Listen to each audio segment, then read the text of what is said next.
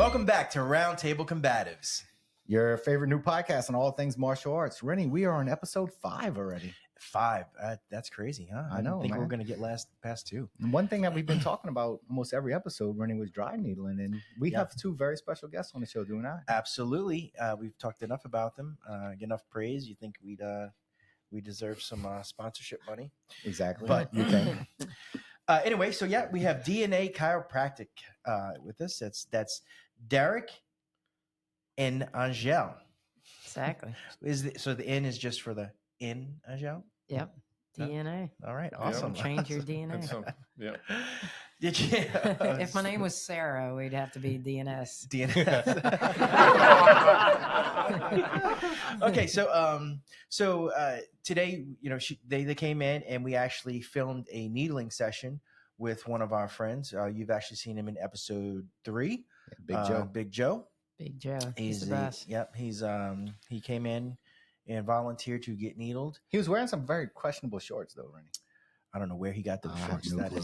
It was kind of disgusting, but probably need to burn those shorts now. 2 cycles. Yes. Yeah.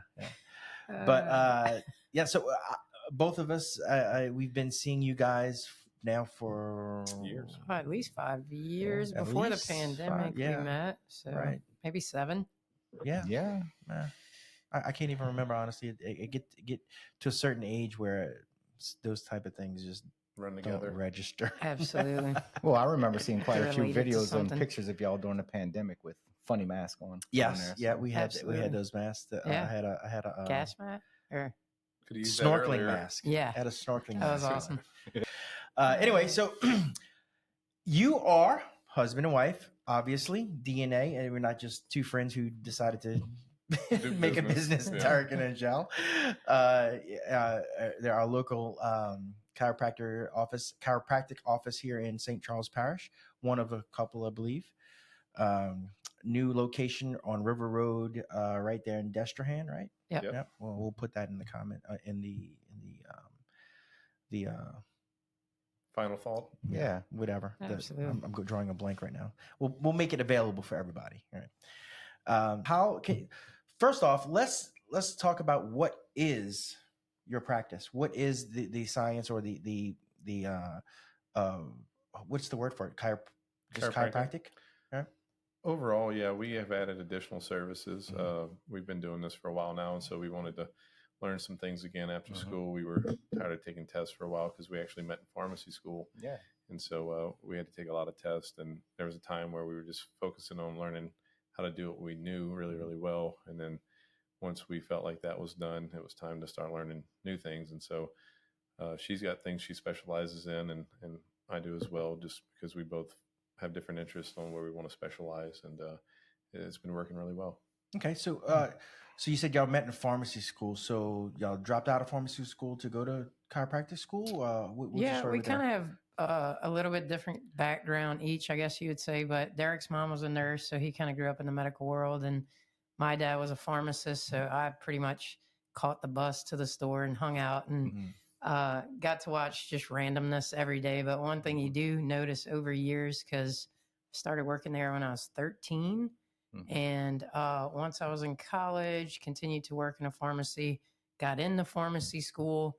And one thing I noticed is people's bags of medicine always got bigger, yet they never got healthier. Yeah. And so for me, I was just kind of feeling like I needed a bigger purpose in my life. I just didn't want to do what I've always did, which is just dish out pills. There had to be a better way. And so I've always loved sports. So for me, I was looking into maybe a sports trainer, something where you could work hands-on with people a little bit more. And my brother actually was going to check out a chiropractic school in Dallas, and that's kind of what got me interested in it. So we both were in pharmacy school at different times and just decided to get out of it. And once we learned about chiropractic, we had never been adjusted. It just made sense. And so we wanted to learn more, and we left for Dallas for chiropractic school. So Derek could give you a little bit more about his background, but that's kind of what got me into it. Is I was just tired of seeing people take pain pills, yet they never got any better. They still were in pain. They just added more pills. And that's the one Right. great thing I like about going to the chiropractor, Rennie. You get time to actually talk to people and the doctor, they'll sit there and they'll talk to you the whole time. And Dr. Derek's told me his story a few times or whatever. Dr. Derek has a lot of stories. Yeah, he does. A lot of great jokes too. A lot of great jokes. Yeah. Sometimes I go just for the jokes. Oh man, they're incredible. It takes a long time. One nice thing about just being open towards people is you get to meet a lot of different types of people. And in chiropractic, it's especially the way I practice, where we try to assess more than just your spine, because there's a lot of different factors of health. But we get to see all types of different human beings, different shapes, sizes, different levels Personalities. of yeah, I guess you'd say interesting people. There's a lot of different types of people that come in, and so it's kind of like a hair salon at times where you've got people coming in and showing pictures of things that they saw, and the gossip goes back and forth about the hot topics and hurricanes, Pat O'Brien's, and then the Gulf. we get a good variety. So it's a regular gossip shop. So like if I go to a hair salon, we can it can get some be information. A little more personable though, because other people aren't hearing, so people just break it all out. Right. No a little hold more back. honesty right there. Yeah. So going back to for the people who don't know, I mean, we visit you guys, but a lot of people don't realize, or they have misconception about it. Yes. So or they say, I don't believe in this. I'm a regular, I believe in regular medicine. Like there's a definitive line between when you should do and when you shouldn't do.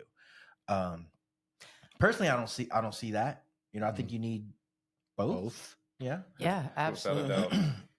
So I think people just don't fully understand what they do. They go based on what they've heard from grandma or what they've heard from this one. But I feel like we've been in practice for 15 years. Just in the last 5 or 10, people are opening up to more natural things, whether it be their diet or whatever. But as a chiropractor, and I'll let Derek touch more on this of exactly what we do, but basically we're just applying biomechanics to the body and trying to put your body in alignment, just like a mechanic would do to your car. Because you'd have the least amount of stress to your joints. So there's all kind of different ways to achieve that. But Derek can explain a little bit more specifically as a chiropractor, kind of how we analyze your body and what we're trying to do. Yeah, chiropractic has really grown on the internet as far as both educational videos and parody videos. Some of them are outright hilarious, and some of them I'm not even quite sure if it's chiropractic. But depending on where you go to school and how you want to practice, there's a big amount of variety. And so someone that's been to a chiropractor in one area, it could be across town. It doesn't even have to be that far. It could be a totally different experience.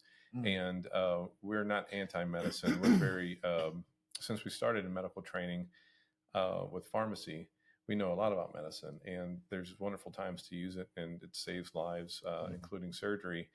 Saves lives, and a lot of times people get the misconception that we're against it, and it's just about risk assessment. And the beautiful thing about chiropractic is you're conscious, you're sober, and so you're aware of everything that's happening, and you can give feedback. Whereas with medication, sometimes it takes a blood test to figure out if there's complications. Whereas if I'm pushing on your shoulder and you don't like it, you say ow, and then we need to investigate what's going on with that. So it's really low risk. We see infants, we see seniors.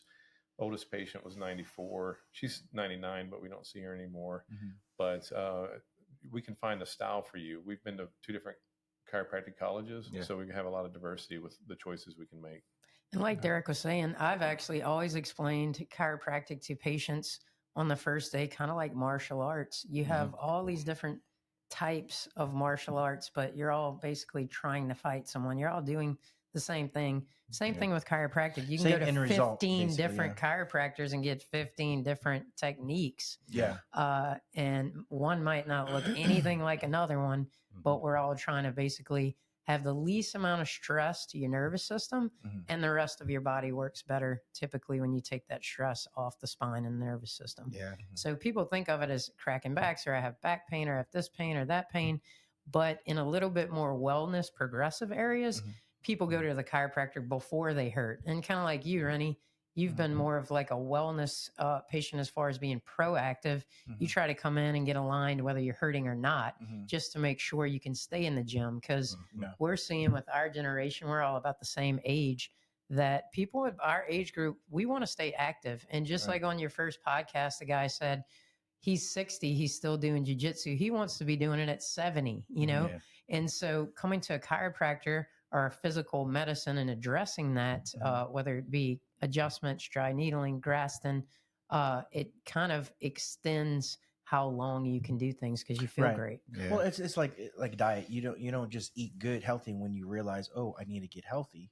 Right. You have to eat healthy all the time to stay healthy. You know, I'm Yeah. not gonna eat bad food and then, oh, my cholesterol's high, I need to start eating good. So I think Right. it's, Well, you just maintain it. There are some people like me though, Rennie, because I mean, a lot of times I was thinking about that. when they see me, when Derek sees me, usually I'm hunched over. I'm like, Doc, I'm messed up. I need you to put me back together. So, I mean, one thing I could say about it is before I ever went to the chiropractor, I used to rely solely on ibuprofen. Yeah. Like, Yeah.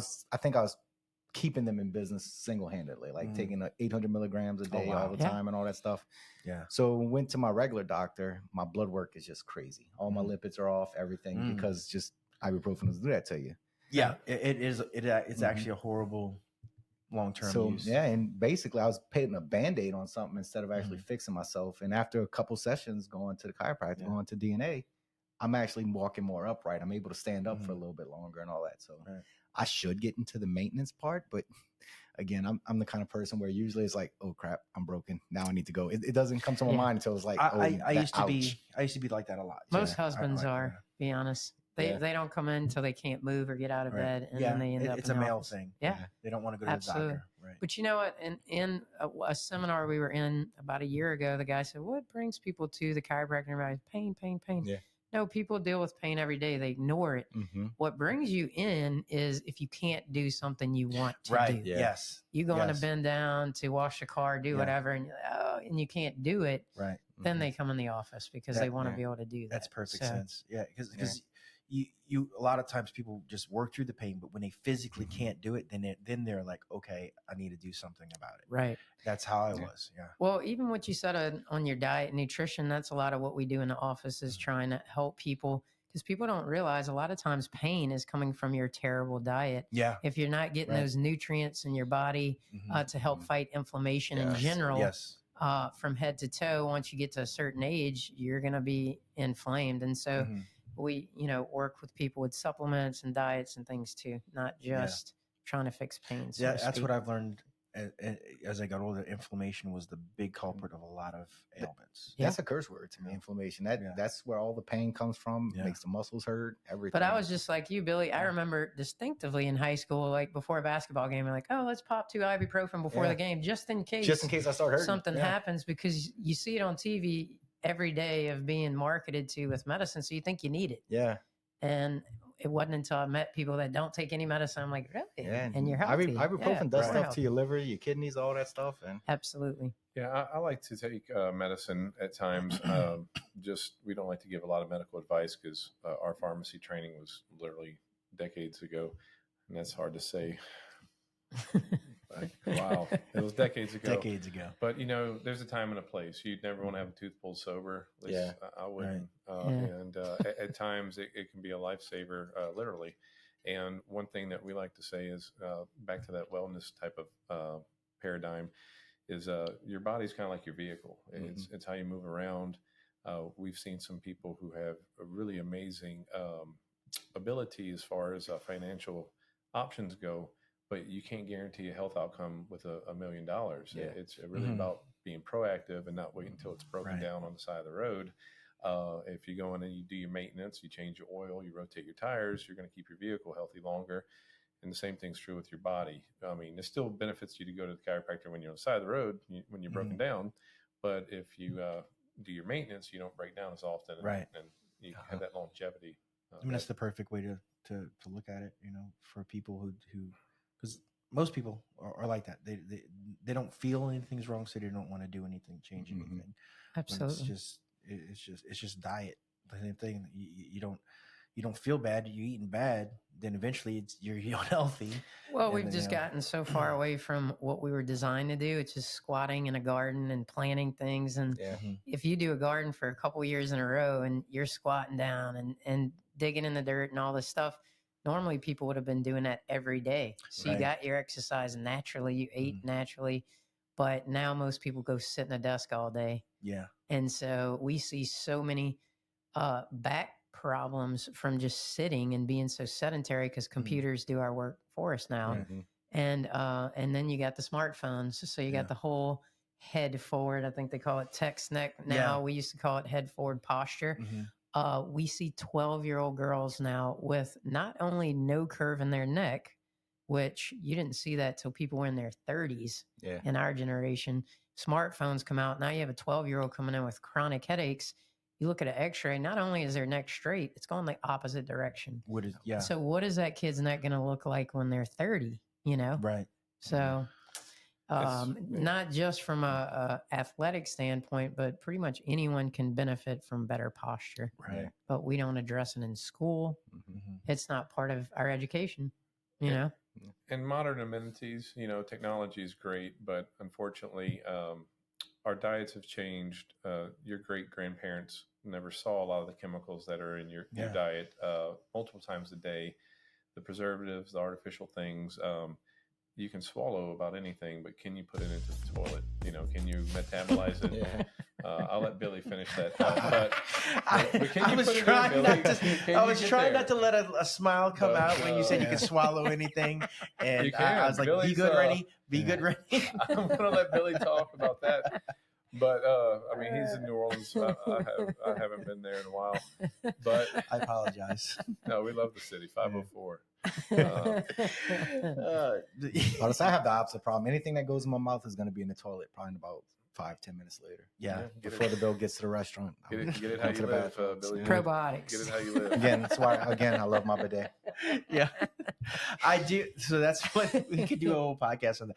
I highly recommend a bidet because definitely you go back to toilet paper and you're like, what are these peasants doing? This wiping themselves. You deserve it. You deserve it. You're worth it. Maybe you can give us one for Christmas. There you go.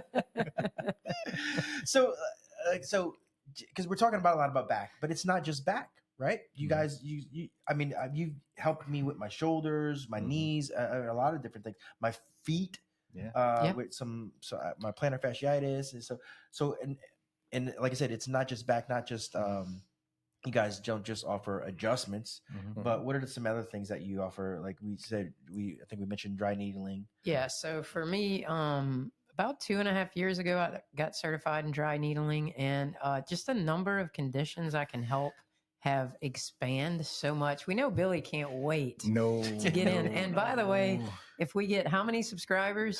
100. 100 by the end of September. 100 subscribers by the end of September. By the end of September, Billy will get dry needling. So come on, guys, and subscribe, we will do it. We'll film it. And we'll put it on. Absolutely, right? But we'll make him wear the same shorts that Joe wore. Yes, without just washing, so we could compare. Without washing.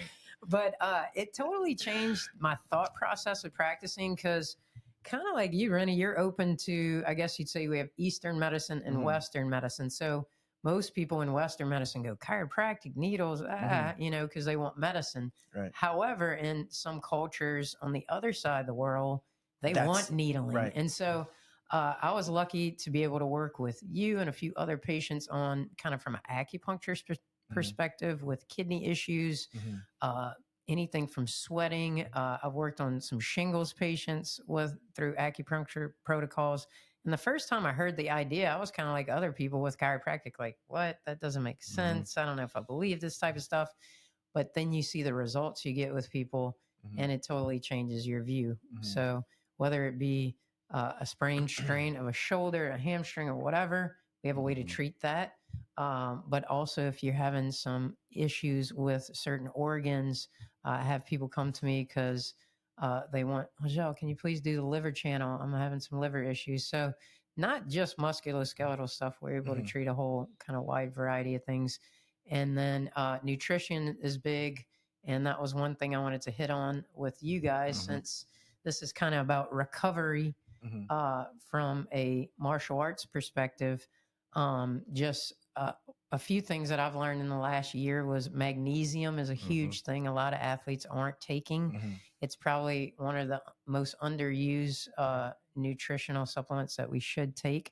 and it controls everything from your muscle spasm. Yeah. So calcium makes them contract, magnesium makes them relax. And so if you're missing that magnesium, those muscles want to stay in spasm a lot. And that's something that we talked about a little while ago when we were actually dry needle on Joe towards the end or whatever. So one thing that I've noticed I've been suffering on, Rennie, is whenever I'm pretty active, grappling, moving around, especially down in my calf area and really engaging those muscles, whenever I just sit down, lay down and relax, I'll have my knees bent and just small little muscles all over my calves just keep on contracting, pulsating.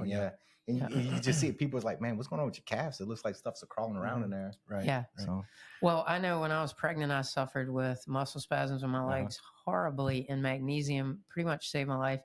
Most people were familiar with Epsom salt baths, so that is one I was way going to mention that. to drive it into your legs and into your body. But if you don't have access to bathtub, whatever, taking it by mouth, assuring you're getting.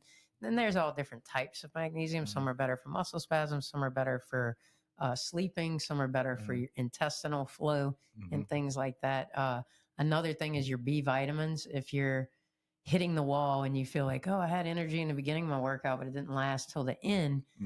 Most people don't realize that those catalysts in your energy cycle are your B vitamins, your water, fish oils, different things go in that cycle to not only give you energy, but you can't heal tissue without energy either. And so you get more prone to injuries if you're not having the proper nutrition. So those are my two big things, dry needling and nutrition. Derek does a couple other things I'll let him talk about. Neurofeedback has been huge in our practice the last couple years with helping athletes, kids with ADHD. So I'll let him tell you about that. Before we move on, the dry needling, let's kind of give a little more insight. Y'all keep saying that word, my skin keeps crawling. That's the demons. Just watching it earlier too. I'm well, even Derek, he's been doing some. What is your class called, Rennie? Patiki or Pakiti? Yeah, pronounce it wrong. He's been doing Pakiti and kind of had a knee injury early on because he wasn't used to doing that fencer stance. So he's slowly getting over. I'm good now. He was moving around Friday night pretty good. Yeah. Well, his knee's great, and he's getting better with needling too. We don't have to break out the ice packs and the pink straws quite as often. I mean, it's not every day you get to see Joe with his shirt off. So says you. I was still kind of flustered and kind of drink this kind of like, oh, finally. But no, a big thing about chiropractic in general is about balance. And, if you're burning the candle at both ends, eventually you're going to run out of wax. You got to rest, you got to recover. And what we're trying to do is get the interference out of the body's normal ability to just maintain homeostasis. And so with physical health care like chiropractic, OT, PT, surgery, massage, it's about trying to put symmetry in the body for a few things, to take the pressure off the nervous system so it can function properly, and to rebalance you front to back and side to side. Your joints decay faster with uneven stress. So if one side of your joint has more pressure on it than the other, you're going to have degeneration over there. And so that's one of the benefits of coming in when you're not really hurting as bad, is to just keep that alignment, keep the balance, the gravity distributed across the surface of the joint, just like the surface of your tire. Uneven tread wear is, something that takes time. And so if you're crooked for a weekend, you can't get in Friday because we're booked. Coming in Monday, you're not going to lose too much. But if you wait 2 or 3 years of being crooked, I was just attacked right there. What do you? I was going to say, if you wait 2 or 3 years, you wait 2 or 3 years. At the same time, then you're ready for politics. Well, at the same time, though, that's a testimony to the actual benefits of chiropractic. The fact that I lived in constant pain. This goes all the way back to when I got out of the Marine Corps with my back hurting all the time, and I put up with it for so long, and it hurt, and I went finally to the chiropractor, stopped taking the ibuprofen, and now it's like, you know what? It hurts a little bit, but nowhere close to what it used to. It's like they put me exactly right back where I was supposed to be. And I try to focus a little bit more on, like right now when I'm sitting in this chair, sitting up with a little bit better posture. So when she said about posture, I was like, oh, I know. Shit, am I well, put a book on top of the head? Are they judging me right now? Right. No, you'll see people in chiropractic school, like they start talking about this and everybody's trying to sit up and like, don't judge me. But this is a pretty interesting fact you said about posture. Is we were helping Derek's grandmother clean her house when she was finally like moving out of her main house, and found an old report card of his dad's, literally had on there a grade for posture. Oh, wow. back in the 60s in school. So Yeah. like I said, we don't even talk about it. No Yeah. one cares. Well, you know, if in this you day and age. look at old footage of physical education back then, they did a lot more stuff Absolutely. than they do now. You know? Yeah, it was almost like military PE Yeah, back then. Yeah. Yeah. But like you said about the military, they're finally coming around to chiropractic. Before it was like, just throw them on pain pills, just shoot them up with cortisol, Yeah, whatever. they were and very send big them on back out Motrin, there. which is an ibuprofen. Yeah, So, but Right. now is like in the last couple of years, they're finally going, yeah, we need this in the military too to help these guys stay active and not hurt so bad. Right. Methamphetamine, it's just rough. You know, I think that was what they did with their World War One. Yeah. Literally, they were the soldiers were on amphetamine because why else would you want to run into gunfire? And so everybody's posture's going up right now. They hype you up a little bit, but now it's one of those things to where there's data, there's the internet, so people can do their own research. And so the narrative that's been just accepted as the law. Some people are discovering all types of things, with physiology, whether it's with the cryo stuff that Wim Hof did, where he set all kinds of world records that they said was impossible. The scientists said, you can't do that. And his mind said he could. And that is kind of a little segue into the neurofeedback is basically your entire world is your perception, and your perception comes in through your nervous system. And so when your brain's better, when there's less pressure on your spine, you're not going to have that pangry, you're not going to be as quick to snap and, talk smack and be negative and look at the glass as half empty. Pain can really change your emotional outlook on things, and emotional outlooks can add to your pain. Oh yeah. It's really something we've seen. And so basically when your vertebrae is straight, then there's conditions that are really more of a less physical origin of pain, but an emotional origin of anxiety or depression. We didn't really have a lot to offer other than nutritional advice and saying, go see a counselor. And because the serotonin drugs, they're learning more and more about just the truth behind all that. But that's a whole topic we shouldn't really get into because we got out of pharmacy school. But when the benefits of the medicine are there, they go into the toilet in about 4 to 6 hours. And then you have to redose. And if you can do training with the electrical properties of the brain, and you can get that memory, kind of like muscle memory, riding a bicycle, you retain produce it. that own serotonin. Yeah, you can retain it, and you can basically train people's emotional memory to handle adversity and things, to where it's kind of like training your muscle memory to remember how to throw a curveball. And so we're basically discussing the neurofeedback now. Yes, right? the other aspects of kind of what we do.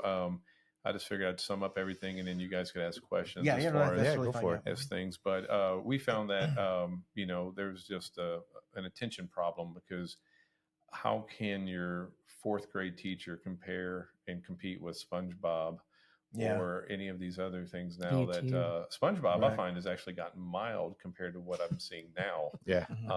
With some of the stuff my 5 and 7-year-old want to watch, I'm like, wow, this is intense. This is just constant input.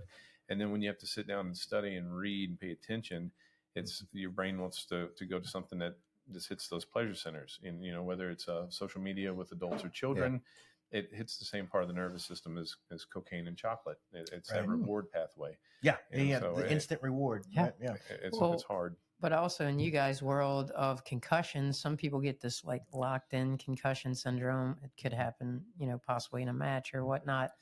And neurofeedback's great for kind of like reestablishing those new pathways to get your brain back on a normal level. So let's just say, what would somebody typical would want to go to say, hey, I need neurofeedback?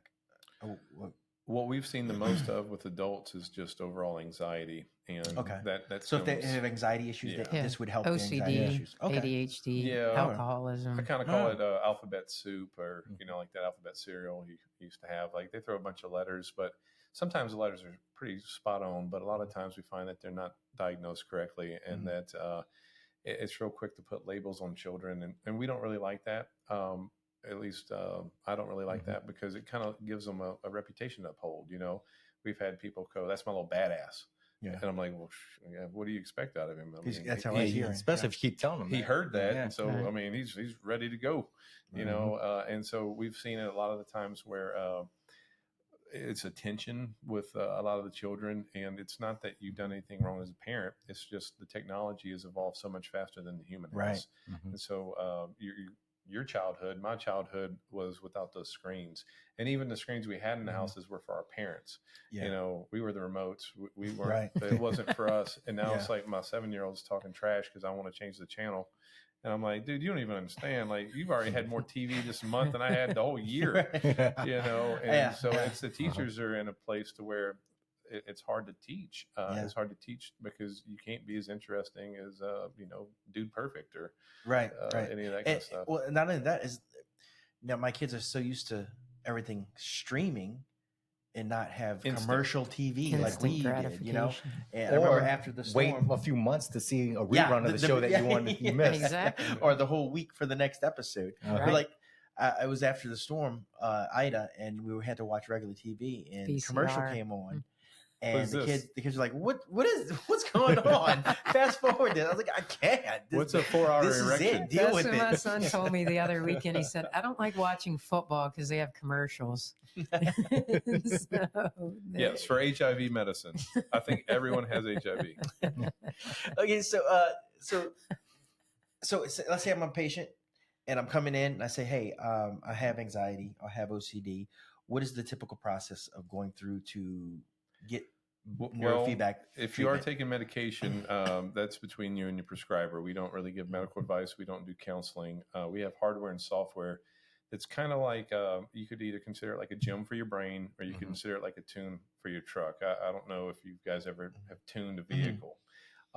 But some people like their trucks to put that black smoke out when they want to pass you up, and then you know, rolling coal, I think they call it. Yes, but you would do an initial scan. Yeah. We call it a brain scan. So we do an initial assessment to where we see how your brain compares to your peers. There's a male brain and a female brain, and there's different ages expectations. How does that scan work? It's an EEG. It's electroencephalogram. So basically, you're putting on a shower cap.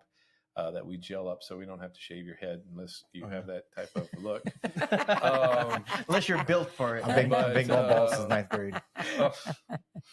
But basically, once we establish what part of your brain is out of the parameters, which would be considered within normal, because we do what they call Z-score assessments, which is a fancy word for average. Yeah. So the average brain without a diagnosis is what we compare you to.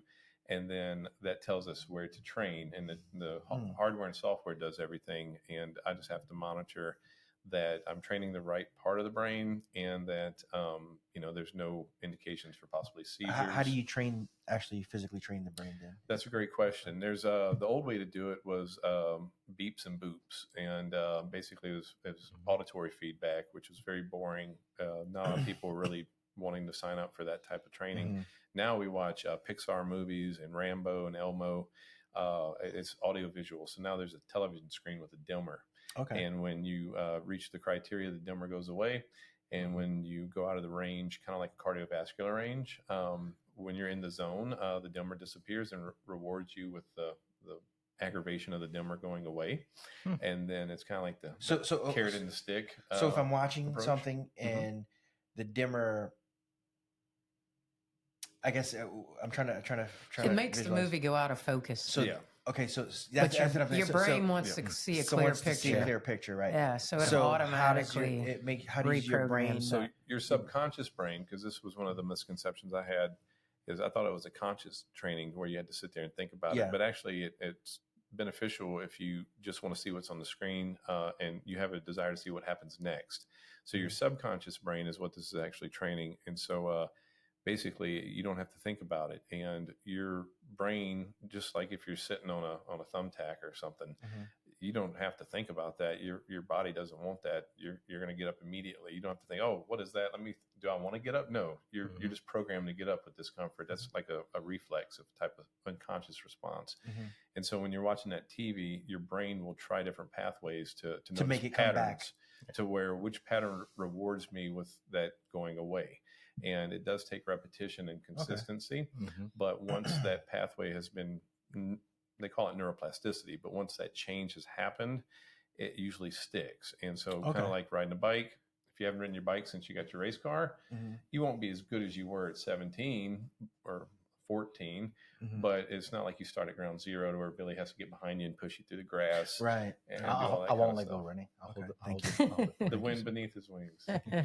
Well, one of our biggest success, first person we ever trained was dyslexia. And this little girl, 10 sessions, she went from C's and D's to A's and B's and never regressed since then.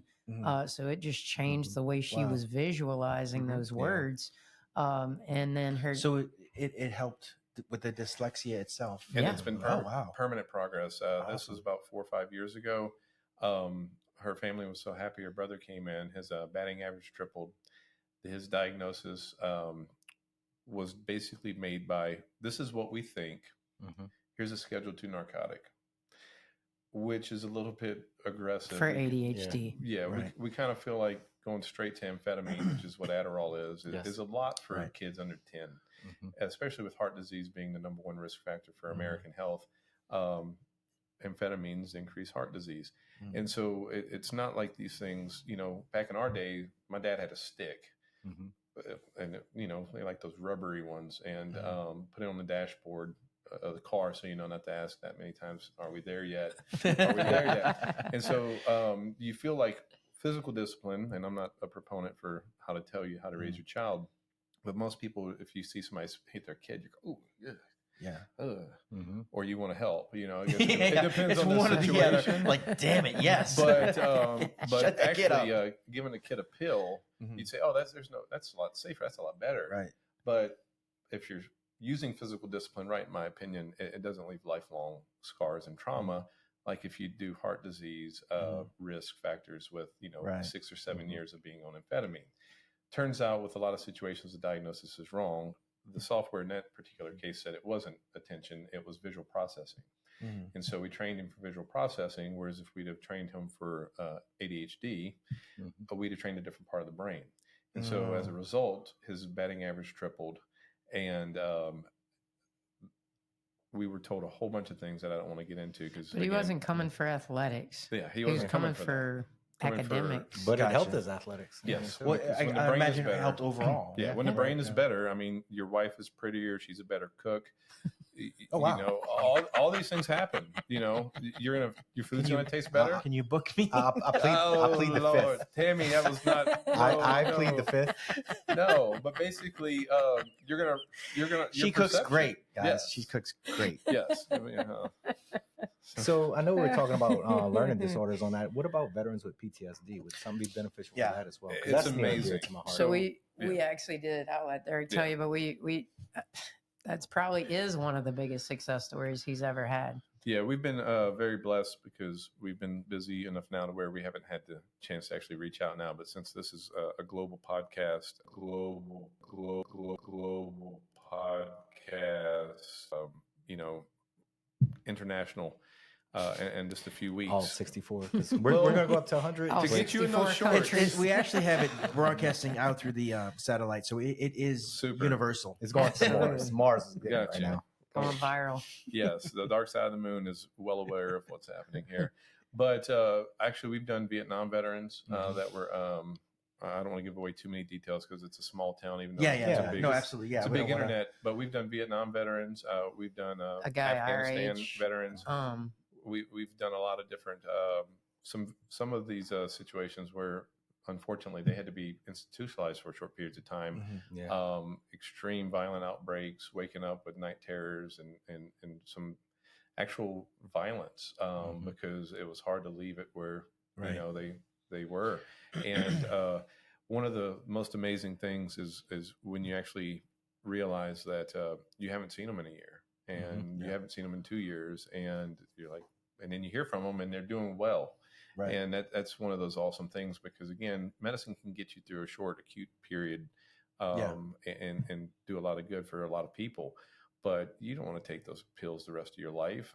You want to eventually be able to be normal, sober, not normal with some type of chemical influence. And so it's been really rewarding. No additives. Well, the guy, Afghanistan veteran, he was talking about, he improved so much. Derek thought his program had broke and it wasn't working. He couldn't figure it out. So he calls the guy and he said, no, Derek, he improved so much. He's not even on your chart anymore. Oh, wow. That's why you can't see it. You have to change Nice. everything. So, Oh, and it was the first time he went 2 or 3 years straight without having to be in a mental institution at any point in the year. And these are, you know, nice. this is a tragedy. It's Right. it's a big thing, and we have approached a lot of different people about how to get the word out to a lot of our veterans, and thought about going to like a VFW. Well, with or law something like enforcement too, you know, we have really good friends who have spent decades in certain departments that you can't unsee some things. Yeah, and right. I feel like they could do a better job of decompressing people Yeah. from certain cases and situations with detectives and people like that. Yeah. We kind of stumbled into it. It was really neat, and we also do DNA testing in case you know. Is that where the name came from? No. The DNA name came from Derek and Angelle, and then the DNA testing came from Maury. Being on Paul Mallard. So why wasn't it why wasn't it A-N-D? I think just and He- doesn't he sound right. wanted- Huh? he- the patriarchy. He wanted the double helix in. Long live the patriarchy. Good thing that wasn't a Rachel. It'd be DNR. Do not resuscitate. Yeah. I know y'all got that question quite often when y'all were over here on Paul Mallard, if I remember right. So before we ever opened our doors on Paul Mallard, Derek's just setting up the office and getting things done. We had about a month of free rent, thanks to our first landlord being a nice guy, and Gustav was on its way. Yeah. Thank God. So Gustav passes, but even before that, people were coming in the office saying, DNA chiropractic, what is that? Y'all do baby daddy tests? And so after the third person in a week came in and said, y'all do baby daddy testing, Derek was like, maybe I can. I know. Who that baby daddy was born. It's funny. Before I met you guys, I seen this sign, the little lawn signs, and I was like, "What the hell? Who that baby daddy?" Yep. 5th get free. That offer still stands. So y'all still do that? Y'all still offer DNA testing? Yeah, We do. we still offer 5th get free. Okay. You know, DNA tests aren't cheap. You know, Yeah. and so we want to make it affordable for the people. And sorry if that's me. No, it's been a really awesome experience. Could have been a worse ringtone. I'm just saying. Could have been a worse ringtone. Oh man, yeah.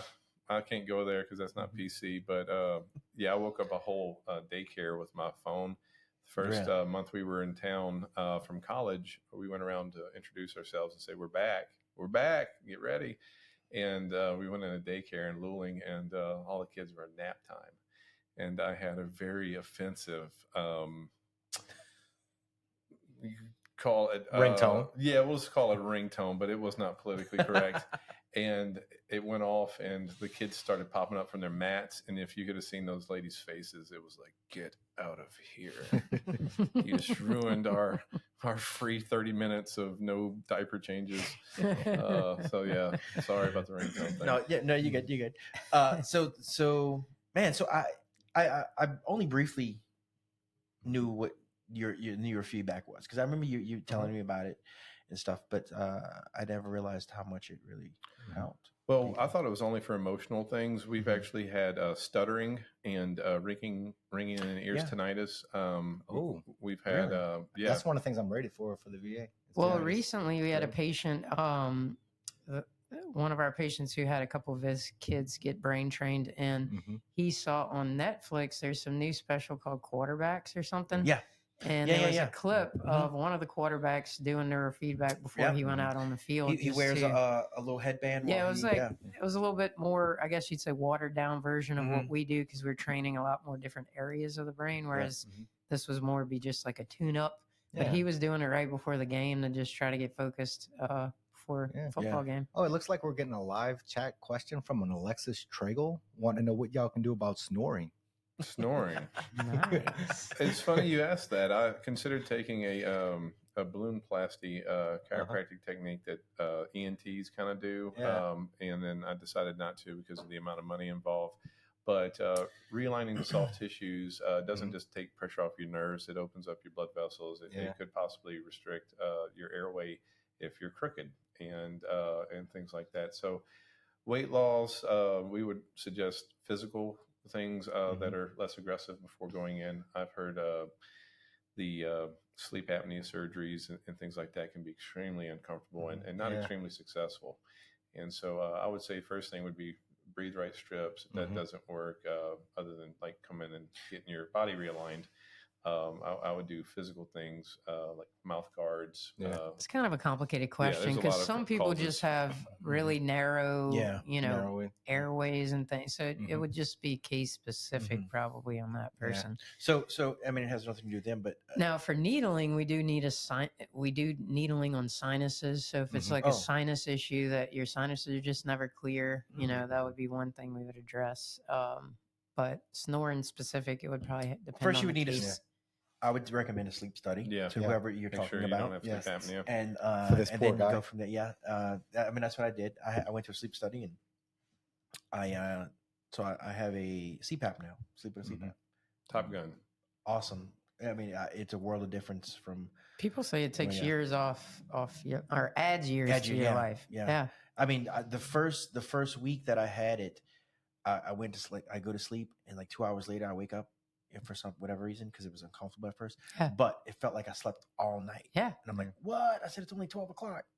Well, people don't realize, but when it comes from a healing perspective, if you have any sort of injuries, if you're not getting that adequate sleep at night, your body's not healing. Not healing. And this goes back to back in our day, bodybuilders, some of them would voluntarily take GHB. Yeah. Because it would set them in that deep sleep cycle, in that deep stage of sleep. And that's when all your growth hormones are produced. And that's what actually will help heal the tissue faster. So you got to get that sleep, Rennie. And luckily for you, they figured that out. Yeah. Well, I'm sorry, Alexis. There's no quick snap, pop, and snore and stop. So, yeah. Oh, well. She could just put the pillow on your face. No. Yeah. So that very interesting. So I guess to sum it up, neurofeedback is a it's not a physical test, really. It's not a physical treatment, but it's more like it's not a physical, visual. It's treatment? an electrical. It's electrical thing. So I guess it is categorized as physics because it's not a chemical type of thing. And so it is one of those situations to where again it's kind of like tuning up your engine. If you're missing 2 spark plugs, it's not going to really help to tune it that well. You have to have healthy brain. So there are limitations to things like Alzheimer's and multiple sclerosis, ALS. Yeah, if it's a physical problem, it's not going to change the anatomy. But if the biology is healthy, then it's basically like tuning it. And so, you can play guitar, but if you tune it, you're going to get a lot more out of it. And that's kind of how, I guess is one way to explain it. So if your hand-eye coordination's off, there's a good chance that it could help. Oh, without a doubt. Yeah. Okay. We have just recently, again, this is an adolescent who is coming in for something besides this, but he does wear glasses, and he said he's telling his mom he thinks he doesn't need his glasses anymore. So again, we got to get him to the eye doctor to have some tests done to see if the prescription wasn't correct, or if it's actually that the problem wasn't the eyeball, it was the nerve in between the eyeball and the brain, or the brain itself, because there's more than one possibility for bad vision. And things like that. But it's amazing, and I think it's the future because the main hold up or restriction to chemicals is they circulate everywhere your blood goes. And so you can't just say I just want that chemical in my shoulder. You can put it on your skin, and that gets most of it to your shoulder, but a lot of people swallow it to get it to their shoulder. And then it's got to go through those everywhere organs, else, kidneys or livers, and stresses things out. And then again, even if it works, it's a temporary thing. So tomorrow you're taking that pill again, and then you have to be very careful, because if you don't know what the side effects are, you might take a pill for the side effects, and then you start this snowballing into where it's like I'm taking 17 things. And well, that initial scan, similar like if your kid had a seizure and you have no idea why, and you take them to get scanned. It's basically doing the similar scan. It's that's an EEG. This is a QEEG. So it's a qualitative EEG, and that comes with a map of your brain, giving you a lot more information. Yeah. If you're having seizures, you do need to be cleared by a neurologist. We're not practicing medicine. We're not doing counseling, but it is one of those things where I can detect if you need that referral.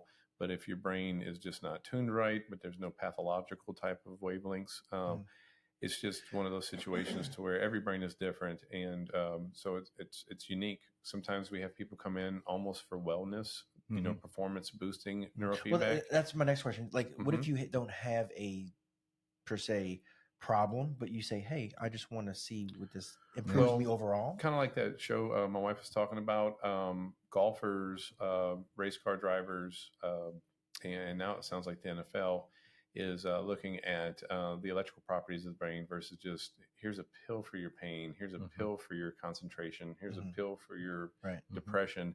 It's like, can we do this with physics? Because again, with the this is biofeedback. So everything that's coming from neurofeedback is coming from you. It's not like the old therapies of, if you get the wrong answer, we're going to tase you or shock you. Because they've tried a lot. Wrong.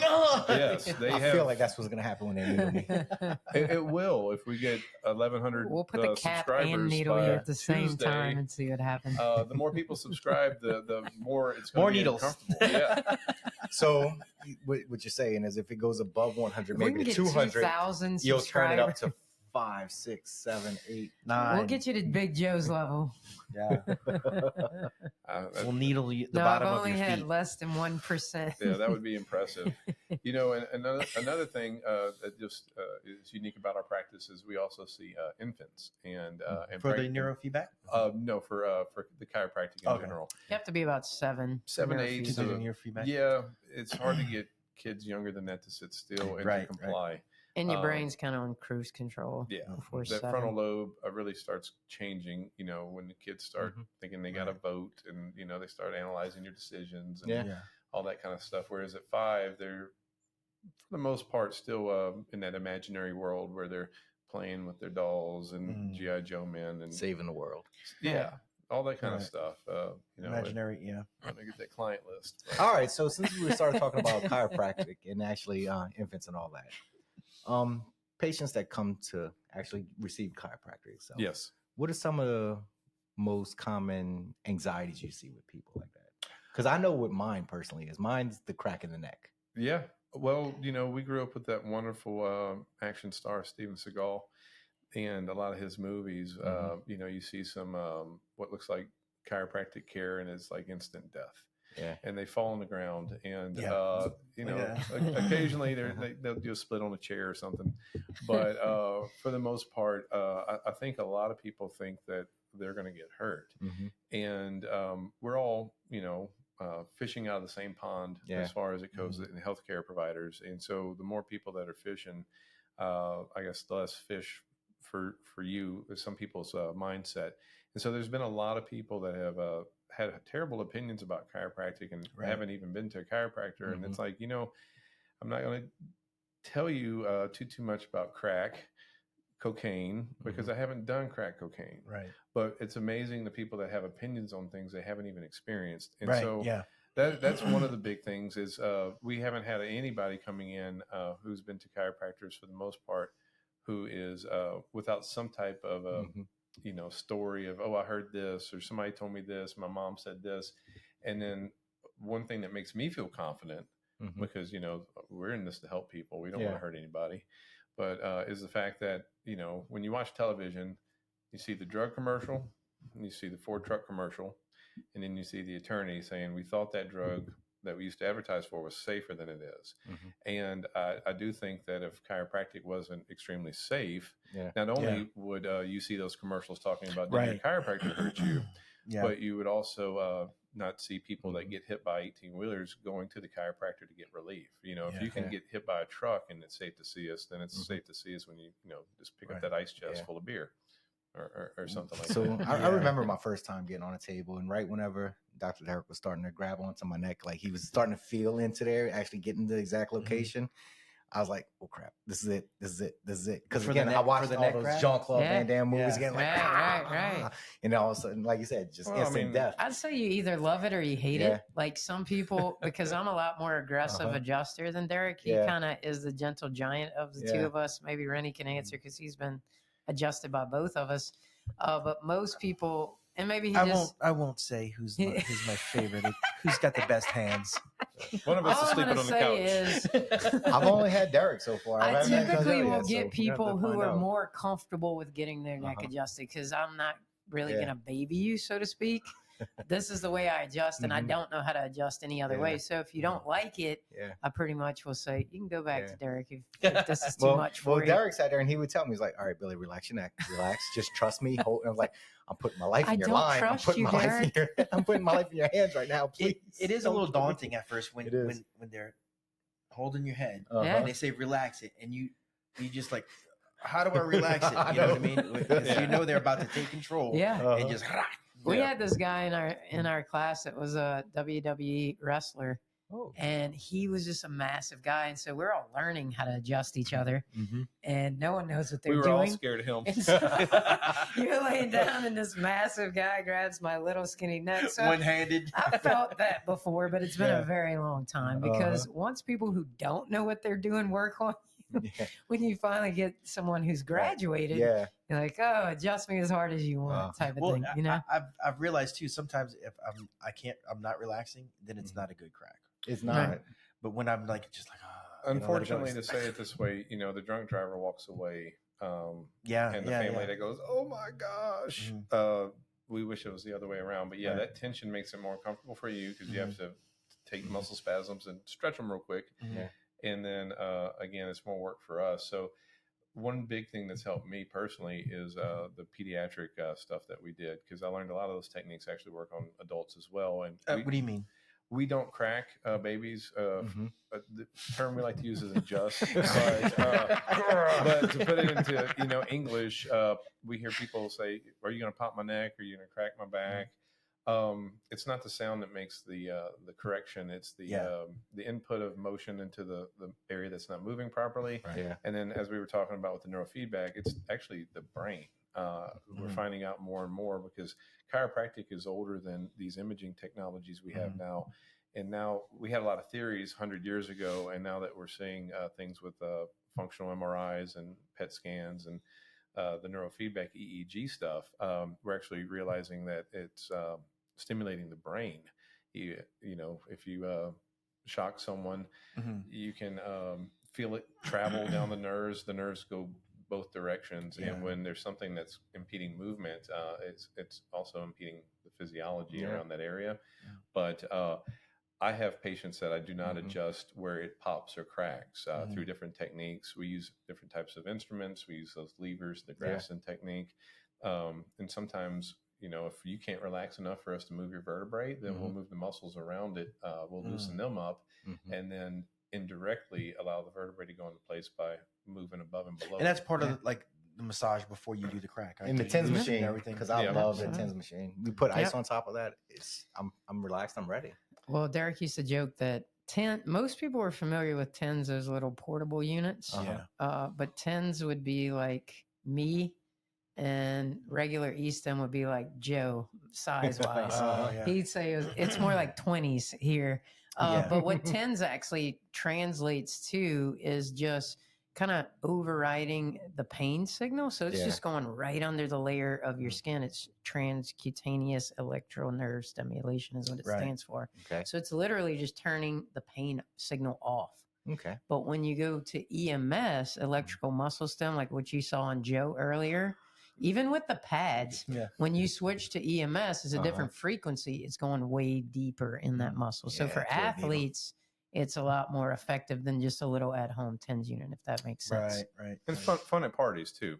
You can. I don't know if you've ever. I've seen those videos where they're trying to drink and I actually, because I have a unit that you guys, I got from you guys, EMS unit, and I always forget whenever we have a party. I want to do that to somebody. I want to like have that contest, try to drink a drink. The old jackass movies. It's all interconnected, but it all has its place. And another thing about nutrition, just to kind of prove that you can have ADD and not take a pill for it, is that take older, more natural things that your grandparents did, and whole food things like carrots. If you eat well, you don't even need to supplement much. Probiotics is something that we haven't, I think, mentioned, but that's the healthy bacteria that belongs in your gut. And the American diet is full of artificial things and things that can hurt the bacteria that we call our biome. And again, a lot of these chemicals were not around in 1970. A lot of them weren't around in 1930. And so there are people that are still alive before humans ever found aspartame and things like that. So again, just the new stuff is expensive. There's no generics. It's hot. Oh, there's a new pill. I can take diabetes medicine and I can lose weight. That sounds amazing. And when you look at the mechanism of action, it's unknown. And so again, if you're desperate and you want to look good while you're here, I can understand the quick way, but there's no free lunch, as you hear with a lot of people. The slow and steady way is the safe way, and it's done by baby steps in the right direction. And so, you know, and you made a bunch of big changes with your diet, Rennie, within the last so many years. I had you pretty eat much meat, like raw diet, pretty much. Yeah, it's mostly so. What they officially call it, I'm not vegan, not necessarily vegetarian, but it's called a whole food diet. So it's eliminating or limiting any refined processed stuff, and I still eat animal protein, but I do a lot of my protein from a vegetable source. But yeah, mainly it's whole food based is what they call it. Whole food based. If that's the term, if you look it up, whole food based, and it kind of explains more about it. So it's almost like vegetarian, vegetable eaters, and it is, but you do eat some. Well, the natural way we used to live, you know, eat a lot of eggs. Yeah, you don't eat a lot of chickens because that's where your eggs come from. Every once in a while, you have a chicken, but we sustained ourselves with a lot of things out of the earth, and then it was a treat to get animal protein and things like that, because it was a lot easier to harvest a bunch of radishes and turnips than it was to have a bunch of cows and with refrigeration. And that's how those tribes, you know, in Africa and in other places, that's still how they eat animals every now and then, but that's a treat. Yes, a lot of their stuff is foraged, and they'll have small animals maybe, but they don't. When you see them like on the shows, that they even say, oh, we don't really have this, you know, it's a treat. Yeah, we're doing this because you're in town. Yeah, because the white man with the camera is here. Yeah, yeah, that's some interesting stuff. Realizing that some cultures have kept their way of life, even with most of us going into this like new world. But when you look at those cultures, their disease is very low. Yeah, and that's without running water. That's without, you know, indoor plumbing and things like that. And they're also happy. You know, a lot of them are very happy. And well, simple. So, it's a simpler life, you know. It's because they're living closer to their ancestors' roots, and you know, it's really fun in the moment. But when you put the phone down and you realize there's 3 hours that you just missed, you know, that's a big challenge, I think, for us, is to evolve our way of life to the world, because the world has changed really quickly in our generation. And we're not saying like put y'all iPads away, and you know, no, not until after you watch this episode. Yeah, absolutely. But moderation. It's moderation. Exactly, moderation.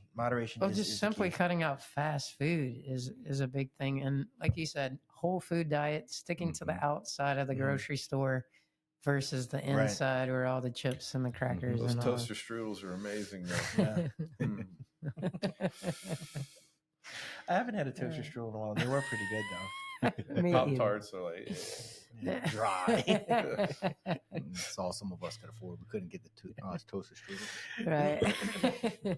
Man, I'm telling you, the Great Value Pop-Tarts are better than the Pop-Tarts.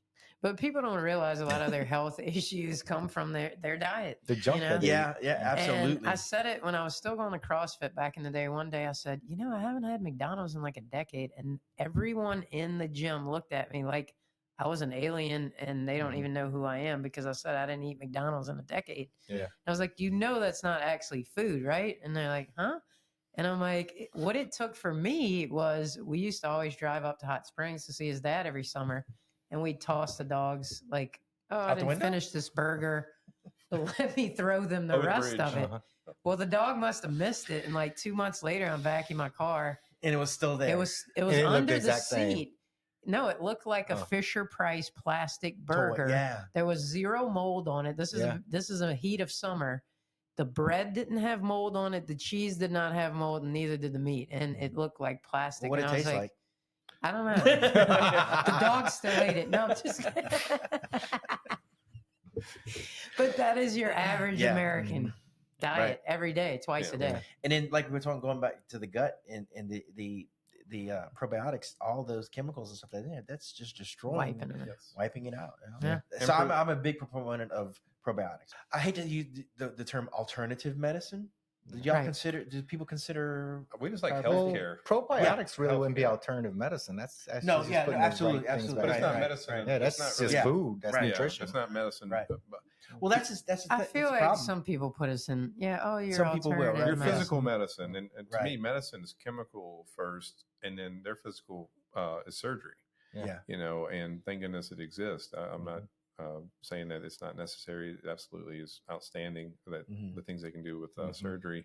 In some situations, it's just the risk of infection, the risk of anesthesia is a little bit higher than just the risk of laying down and getting, tased with. Tased. Yes, that's going to be running when we get to 1,000 subscribers. Cattle prod. but no, we'll have Joe on for that one. One thing that a lot of people will say is that they'll call everything medicine. Oh, well, that's physical medicine or chiropractic medicine, and it's healthcare. It's healthcare. Medicine has a monopoly on healthcare. Big pharma. Right. Unfortunately, you have to go out of our country to find the newest stuff because they just want to reinvent the wheel. They don't want to look for the future. They want to just keep with the profit train. Yeah. And so the stuff that's coming out with magnets and things they can do with the body with just magnets. Oh, really? It's amazing. Yeah. But again, you're not going to hear about it, and it's not going to be covered by your insurance for a long, long time because the special interest groups they enjoyed, and honestly, chiropractic wasn't really covered until more recently, right? When was it? Chiropractic was, I believe, the 80s. And, I was still cheering for Bobby Hebert, and I wasn't paying that much attention to healthcare then. Right. So I'm not 100% sure when we got into insurance and things like that. But it's been an effective thing. It helps people, and it's cost effective. That's the argument that got us in, was that look at the duration of the pills and then look at the cost at the end when they actually need the surgery versus what if you can change it here physically and then they take a pill 3 times a year when they sprain their back versus they're taking a pill 3 times a day just to get to work and just to get home. And so it's cost effective. And at the end of the day, it's what you do when you're not at the doctor that's the most important. It's your lifestyle. It's your outlook. It's your movement. You can't be too sedentary. And you have to make wise decisions. If it looks like you're going to, possibly get into a situation that's going to cause problems, the faster you make that choice to change course, the better the outcome is usually. We're also a little behind in Louisiana. Chiropractic, I feel like, was a lot more popular in most other states. But the AMA was just so huge here and kind of fighting it that it wasn't until the mid-70s when it became a profession in this state. Okay. Well, I mean, if you look at big pharmacy, they spend so much money in just making sure that they stay the ones. They stay the number one. But that didn't happen until the 80s. So my dad was a pharmacist. When he got out of school in 72, they still taught you about nutrition and about vitamins and how you can get people better, cheaper with natural stuff. Yeah. Whereas in the mid 80s, the profession kind of got hijacked by marketing. And that's when they allowed direct to consumer marketing. You never had that before. It seems like they don't even want to really treat the problem right now. They would rather treat the symptoms. That way you keep on buying from them. Right. But you're watching TV like with your kid and you see people running across the beach. You're like, oh, what resort is that? And they're like, it's herpes. Yeah. Give me some Valtrex, baby. And your kid's like, I want that. You're like, no, you don't. They have 2 bathtubs. Sign me up for it. Hand in hand in bathtubs. How do I get herpes? They make it look great.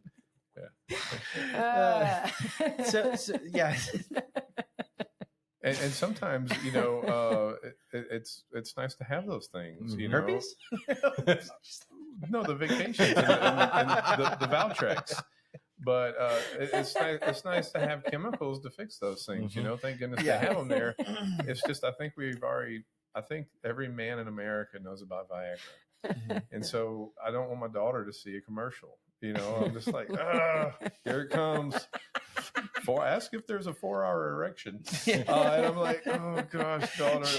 Dad, do you ever have a 4-hour erection? What's an erection? He was trying to watch the Super Bowl. Let's go to the trampoline park. Shut up.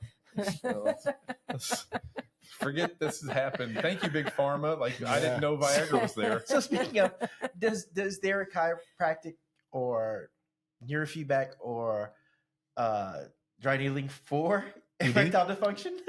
Yes, there is. Yeah, there is. They're increasing blood flow in that, right. area. So blood flow, right? That's the main thing. Yeah. So the nerves that leave your lower back basically go to that area. And we tell people who have really bad disc in their back, basically, if it gets bad enough, the signs are going to be, you're going to pee yourself. You're going to have numbness in the saddle, the part that you would be sitting on a saddle. Yeah. And you're going to lose sexual function. If that ever happens, it's kind of a medical emergency. Right. Because your spine, people don't realize, but your nervous system controls everything. And so you think of it, oh, I just have back pain, but all these other things are happening, whether it's an organ that's controlled by that nerve, you know, in that sense. And saying that makes a lot of sense because my back problems is a herniated disc between my L4 and L5. So it's down low, and a lot of those problems showed themselves. And when I was going to chiropractor quite often, because I had to see y'all a few times a week. Absolutely. Remember at first? Well, first time we met you. You were telling me about your time in the service, and I mean, you are now continuing the service and keep us safe in our city here in the South. That's getting more and more difficult. It seems like, at least that's what the news says. But you're carrying all that around with you today, just because you're not on those beaches, just because you're not in those hills and all those other places you were. It's the same spine you were born with. And so a lot of the times your problem is from something you did when you were 14 or, you know, it's really disappointing when you see like a 22-year-old who's got a destroyed back because they were just trying to look really good on the job when they were 19 to 20 working on the river or something like that. And you know that even with $1 million a year salary, there's no guarantee to healthcare outcomes. Like you can't guarantee. You know, I've only had one billionaire come in. Would you like to talk about it, Rennie? Oh, I'm sorry. No, it wasn't Rennie. No, it wasn't Rennie. But I was like, do I know this person? No, but basically, he'd already gone to one of the best surgeons around here. Had plates and screws, and once you have plates and screws, we can't really push and pull on the vertebrae safely. So we didn't even offer really much care other than soft tissue work. And he can get a really nice wheelchair, but I think he'd rather be pain free.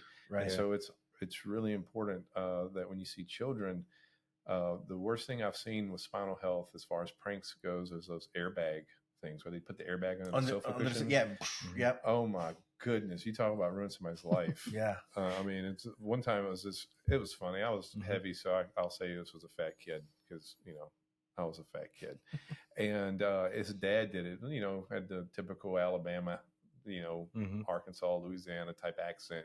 I know they were from the South, and he's in this little sofa cushion thing, and they're counting down, and then they show it in slow motion, and you can just see the lifelong pain that they did for like probably 15,000. I was gonna say they got the subscribers now. So if we get enough views, we're gonna put an airbag under him. And then fix him on the chiropractor. Speaking of that, okay, do y'all know Adriana Chechik? Y'all familiar with her? You know the name? You don't have to say if you don't. No, anyway, she's a podcaster, a gamer, a streamer. She used to be in porn. Okay, so she's really big into going to those guys. Those cons, going to those I don't know what it is, Comic Cons and stuff like that. You know, those so she's things. got like a following. Yeah, she's got a huge following. So she was at one of these things and she jumped off. It was a big ball pit type of thing. I'm trying to find a video, and she jumps off and just does a split in the air and then lands. It looks like she just lands into the ball pit. She actually broke her backbone, like she was messed up really bad in a brace and everything. So it was crazy. Like, could you tell in the video, or she played it off? Like, and then you see it like trying to crawl, and so, but later on, because like I think there's a video of her. Well, there was a lot of previous poundings there. Yeah, she probably was taking a lot of thrust, and you add that ball pit. Yeah. Okay, so it wasn't ball pit this ball time. Sack. It was sack. It was a foam pit. I'm gonna pull the video up, but foam pit.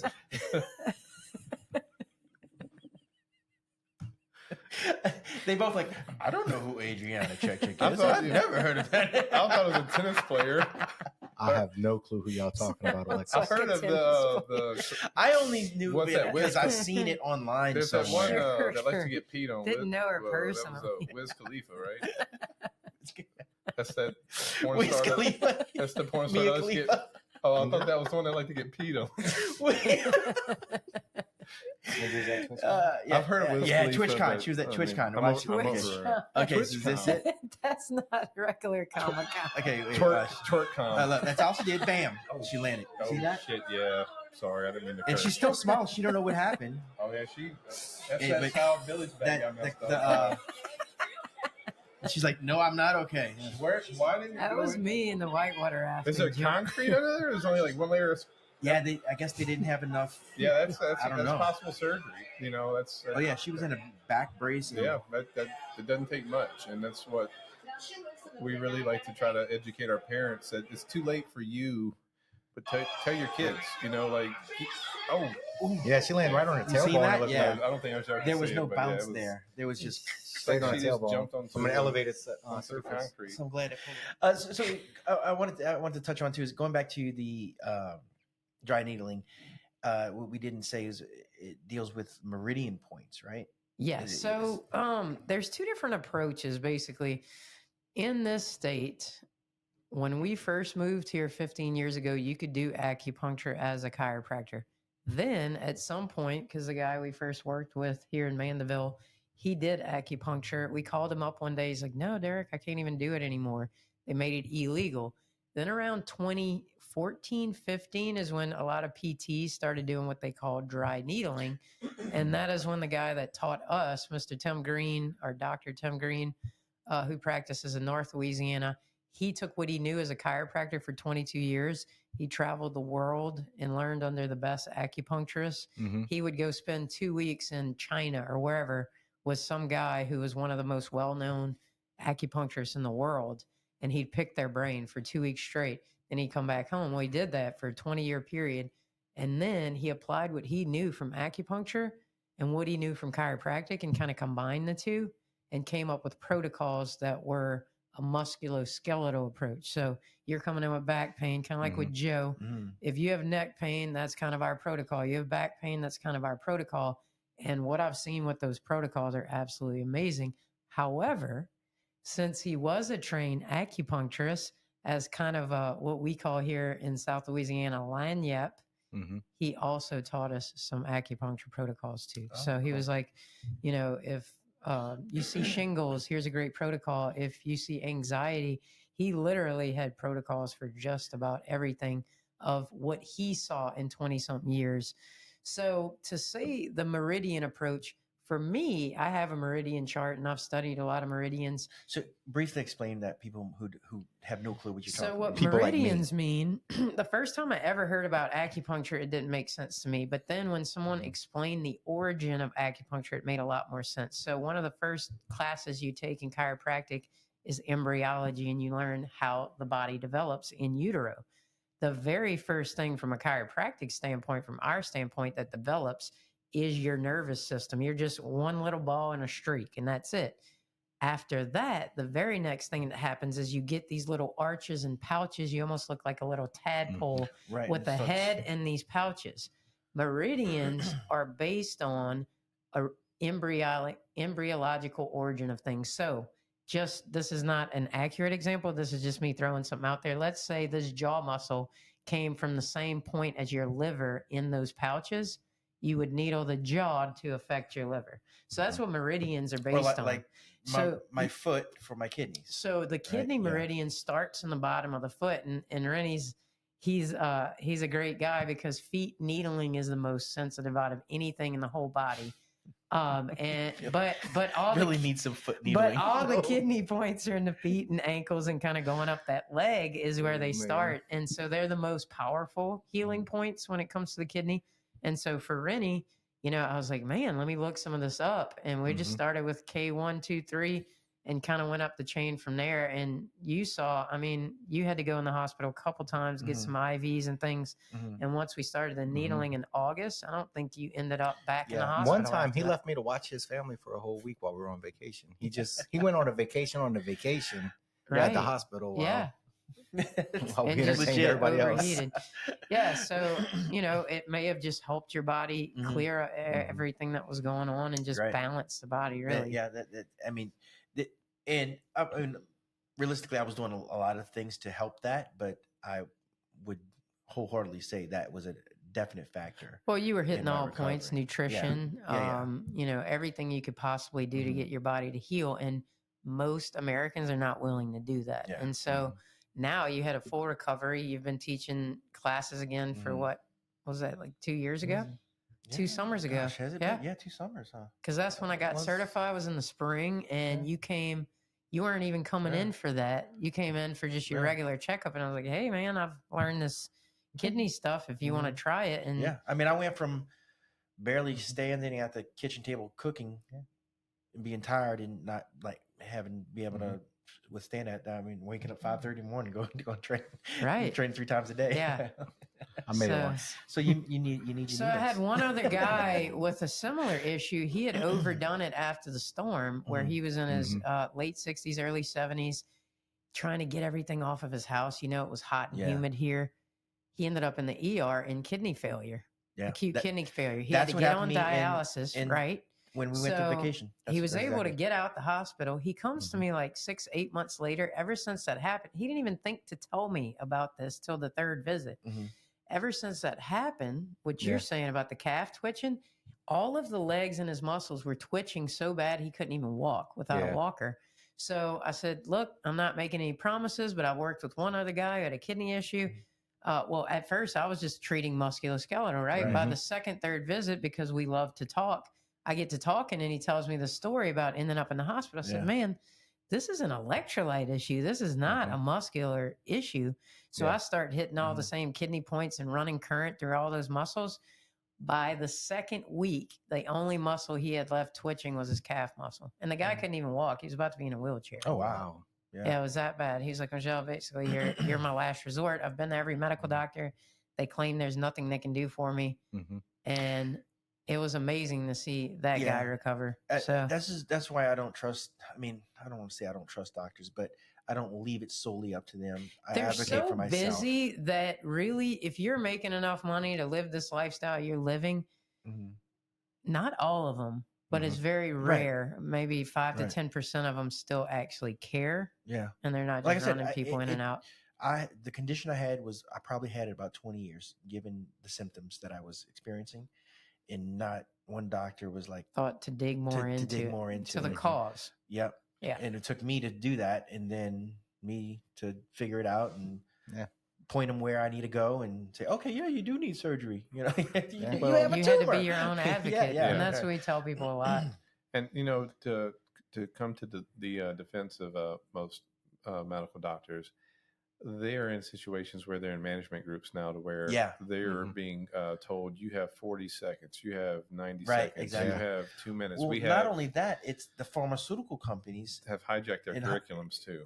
Pharmaceutical companies control this, and the insurance companies. So the doctors can't order a specific test without the approval of the insurance company saying, okay, you can do that. Well, it's only been 3 weeks. So we need 6 weeks before we'll give you this. You need to run these tests. It's like, they look like they could die this weekend. Can we get it today? Right. It's changed everything because, like, when my dad got out of school in 72, he told me when he opened his pharmacy or he bought it from someone else, it was 90% cash, 10% insurance in the mid 70s. Yeah.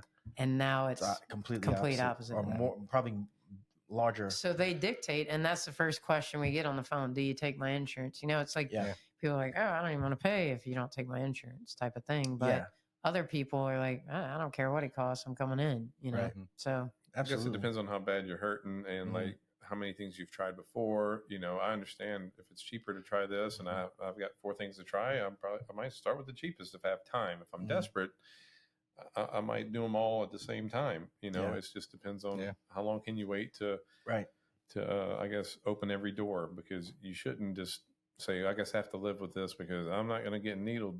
Like, some people. Well, another thing we haven't really touched on much, and you and I have had these conversations, Rennie, and a couple other of my patients, is just stretching. People don't stretch anymore at all.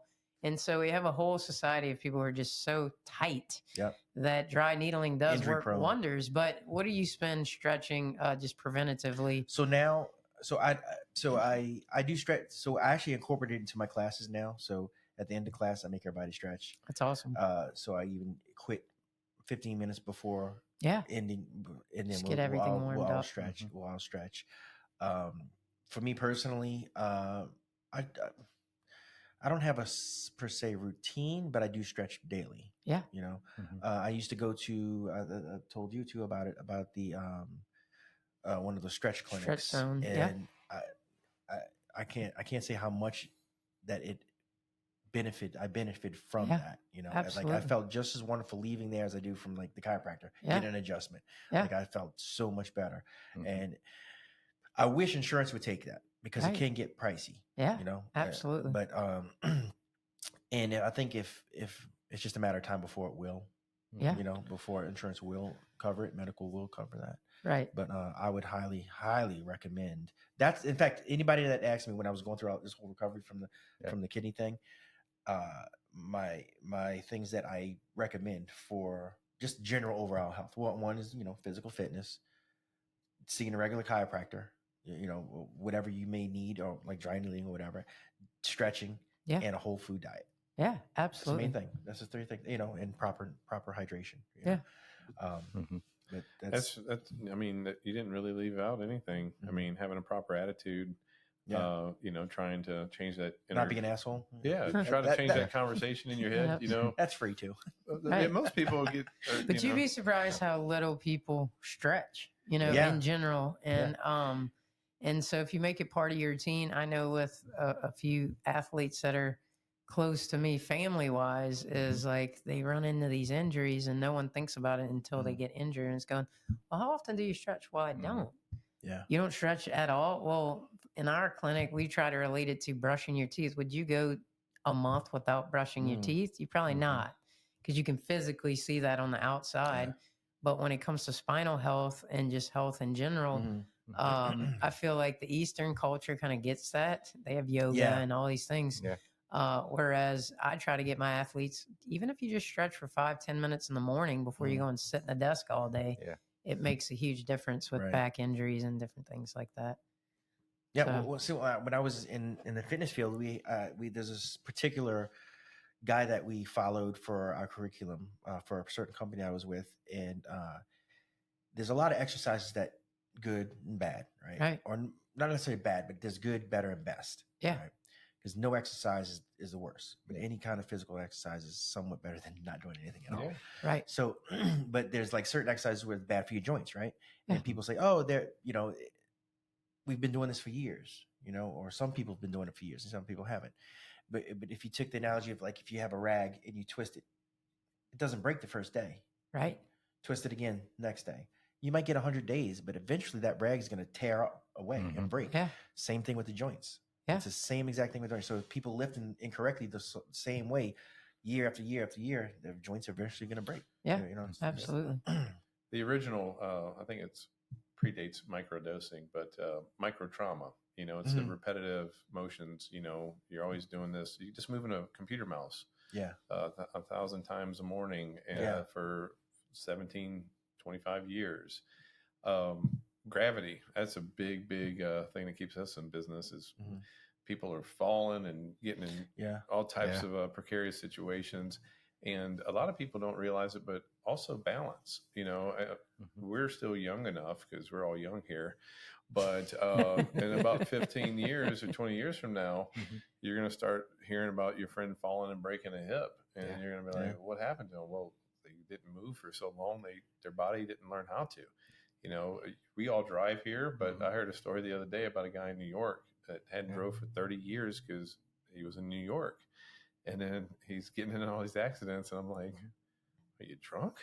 No. It's like, but it's like anything else. If you don't continue to use it, you lose those skills. Yeah. And so, eating right, keeping a good routine, every once in a while, have some fun, have some ice cream. Moderation. Like we said earlier, moderation. And if you have poor balance, learn how to break fall. Break fall. That's like break dancing. It's like the windmill. Well, there's a proper way to fall and there's not a proper way to fall. So like we're teaching people all the time, if I'm going to fall and I can't stop it, don't ever try to turn around and reach for the ground to stop myself and catch myself. Because then you could always break your elbows, shoulder joints, all that stuff. The other thing is I don't want to hit my head. So I'm going to keep my chin tucked. That way, as I'm falling back, my head doesn't hit because I don't want to get a concussion or anything like that. And then the other thing is just displacing energy by, not just rolling, but as I'm going back, slapping my hands to the mat to make a wider base, tightening up my back muscles as I hit. That way it protects the spine a little bit more. Somebody hit the mat last night right before PTK started, and I was like, oh. I think that was Alexis. I think so too. She did a roll and break fall, and I heard everybody's face turned. I was like, oh. Oh, I did hear that. I wasn't looking, but I heard. And then she looked at you and said, "That's going to be you later." Her and Heather, they were practicing their judo. So in judo, is the art of hitting somebody with the planet. Oh yeah. So with the planet. Yeah. So, cool. Well, I fought the law, and the law won. I don't want to fight the planet. Yeah, that was. She got right up. And I think I wish I'd have saw it because I just heard it, but apparently she knew how to do it right. Yeah. So I mean, if you do have poor balance, you need to learn how to fall properly. That way you minimize the risk of hurting yourself, and you don't cause any additional injury that doesn't need to happen. Right. Bubble suit too. You just put on the bubble suit. Yeah, exactly. Yeah. Just grab Rennie on the way down. Grab somebody. You better ask somebody. A funny joke I used to make with Darren, because he was the first person that I actually got to meet that knew jiu-jitsu at that level. And after he explained it to me, I was like, it's kind of like the yin to the yang of chiropractic. It's like we're trying to put everything where it belongs and let it function better. And then jiu-jitsu is taking things away from where they belong. We're keeping you in business. Exactly. So it's like it's the yin and the yang. Well, every time somebody shows up, I'm like, was it Billy? Was it Billy again? Well, there's Thank sometimes you, Billy needs a kickback. I'm here for y'all. Billy. But there are some times Billy where needs a somebody free might be in a little bit of copay or pain, and then we're grappling. All of a sudden, they feel better after feeling like a little popping. Is like, well, now I need my copay. Yeah. Absolutely. You're like, I need to go. Before 1974, every chiropractor was unlicensed in the state, and we were the last state in America to really, Louisiana? To legalize chiropractic. So my question for y'all then, because we already covered the fact that I hate inflammation, because inflammation just is, I associate that word with just pain. Have y'all ever looked into cryotherapy or anything like that? I've done it. I've done it several ways. I'm waiting for y'all to get that at the office itself. Just a nice little pod to get in. I've considered it, but it's a very, very pricey thing to do. Yes. And when you talk about different types of cryotherapy, so there's the water cryotherapy, which you can't go below 32 degrees Fahrenheit. It's not well, you can, but you'll be stuck there. Yeah, I mean, you got to get back to work, but it's not without risk. But I've done the get in the nitrogen tank. And it was exhilarating. I mean, it was amazing. The first day I thought I was going to have to tap out. I mean, I was under negative 233 degrees Fahrenheit. Yeah. And how long are you in there for when you get 3 minutes? 3 minutes. 3 minutes. Is that on the first visit, or do you work your way up to 3 minutes? No, 3 minutes is every visit, but you can work your way up to more aggressive temperature, colder temperatures. Okay. And you do develop a tolerance to it. Just like heat when you do but getting out of a sauna and then going into a cold contrast water bath, therapy. that almost felt more intense. I remember the first time I went to this cold bath after the sauna, and I was thinking it's got to be 32 degrees. Like I can put my beer in here. I would do that. And then they were like, yeah, it's warm today. And I'm like, warm? And they're like, yeah, it's 52 degrees. And I was like, 52? This is very intense. Almost as intense as the negative 200. Really? Okay. Because I was so, the contrast. Because your body temperature was so heated that when I got into it, it just was such a contrasting difference. It was intense. But it kind of resets your body, and it's supposedly good for your metabolism. So do y'all, inflammation. You prefer going heat to cold or cold to heat? Because I feel like I'd want to get rid of the inflammation first and then use heat to relax my muscles? I like heat to cold, just Heat to me cold? personally, just because I'm so hot at that point. Like I can't wait. I'm looking forward. Well, I to think the freeze. it's going back and forth. Yeah. Is actually Some people really just go, therapeutic. back and forth. Because something I've read recently about the cold heat thing is that if you're going for building muscle, if you're trying to get anabolic gains, you actually don't want to do the cold. You want to leave the blood in the muscle, because basically what the cold's doing is pushing the blood out of your extremities and putting it into your core. If you've ever seen all those old shows about, there was somebody fell into a frozen pond, and they were supposed to be dead, and they were able to resuscitate them because their organs were able to get all the oxygen because it pushed all the blood out of their extremities, and the blood's what carries the oxygen. But if you're looking for inflammation reduction, the cold is amazing for that, because all those things that go to those aggravated joints can't get there because the cold's pushing it away from it. And so if you're looking to decrease inflammation, you probably want to finish with cold. I don't think it depends that much on where you start. If you're looking to like put on muscle, I've actually heard you might want to do the cold before the workout. And get those endorphins and those chemicals released before the workout, and then you can have like a workout booster, like a pre-work. Use it as like a pre-workout. So I think it has different applications, but it's all, again, when done correctly, safer than chemicals, because it's not going through your organs like your kidneys and liver. Nice. So it's nice. I'm definitely going to get because I have the sauna, and I would used to before I moved, I would stay in the sauna and then go jump in the pool. Yeah. And then get back in the sauna and go back and forth.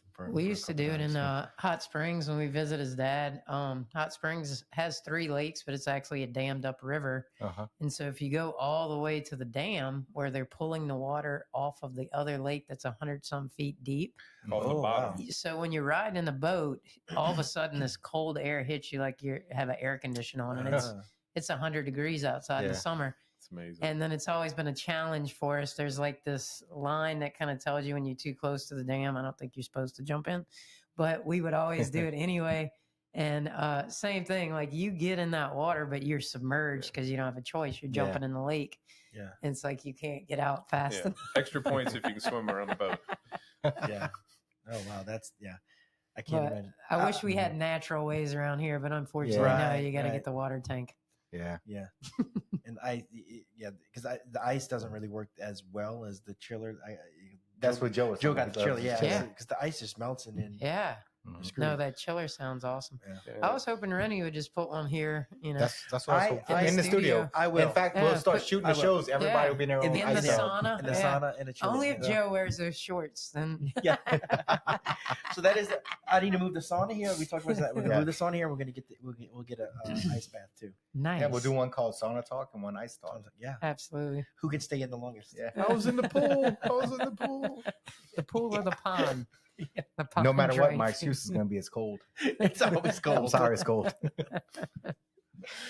Oh man, appreciate the shots out. What is the new address? So we are at 4 Riverbriar Court, or Lane, depending on which app you look at. Destrehan. Okay. Yep, right off of River Road. Yep. Right before the plantation. That's something you can't say everywhere in America. Right by the plantation. Really close to the plantation. And, we need to update our Facebook page, but the Google app's right on. Yeah. And you're open 5 days a week? 5 days a week. 5 days a week. Yeah. Right. Yep. Okay. Awesome. We'll put all the information too on there, and send me a list. I guess we already covered it, but send me a list. I'll put on there all the services you offer. Yeah. Besides, the cracking, the dry needling, neurofeedback. Is there anything else? Is there anything major thing? You can bring our cracking to the White House. Derek does have a certification in pregnancy and pediatrics, so he sees a lot of so he gets pregnant women. No, but when the baby's not in the right position, we have techniques to loosen ligaments and things so the baby will turn on their own, so they don't have to go in and do this really risky procedure. It's called the Webster technique. Not the little kid from the 80s, but it's the same spelling, same name, but basically it's a sacrum technique because there's ligaments that go from the uterus to the sacrum. We don't touch the uterus. We don't touch. Thank God. We don't touch the baby. You might get in trouble. It's not a pelvic exam. You keep your clothes on for everything. But it's been extremely successful. We had a vaginal birth this week. That was a baby that was breached, and so that was very awesome to hear because. If not, they're looking at a C-section. Yeah. Oh, right. Yeah. Right.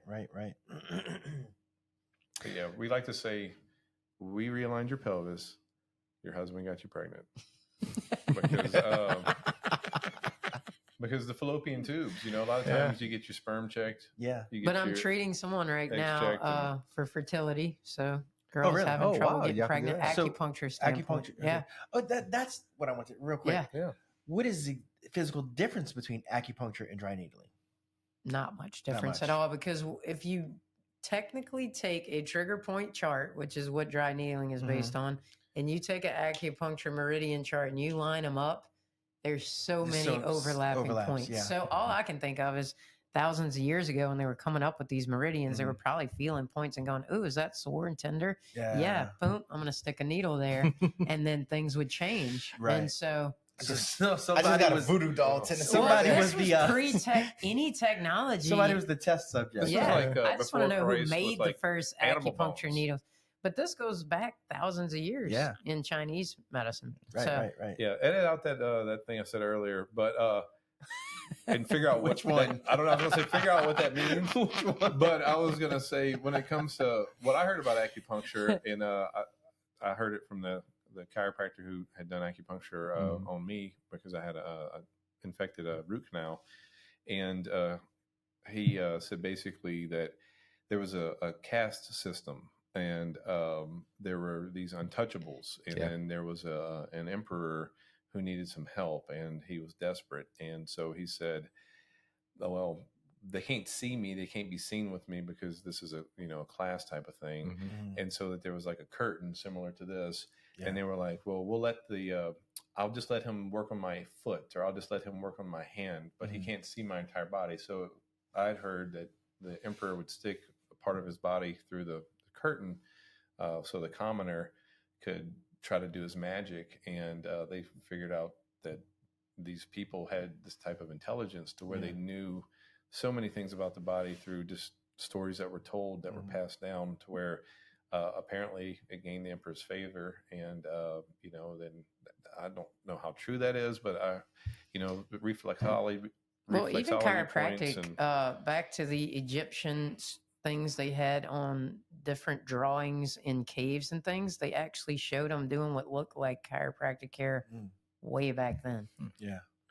Well, I mean, it makes sense. It makes sense because they didn't have anything else. They didn't have anything else. Yeah. They just used their hands to fix somebody. But the first chiropractic adjustment, the guy adjusted the guy's spine and his hearing came back. And that's how chiropractic came in the late 1800s. Going back to the neck thing, the first time I got my neck cracked, the very first time, this ear went, like I heard it like a loud, and then it went away. And then I felt good.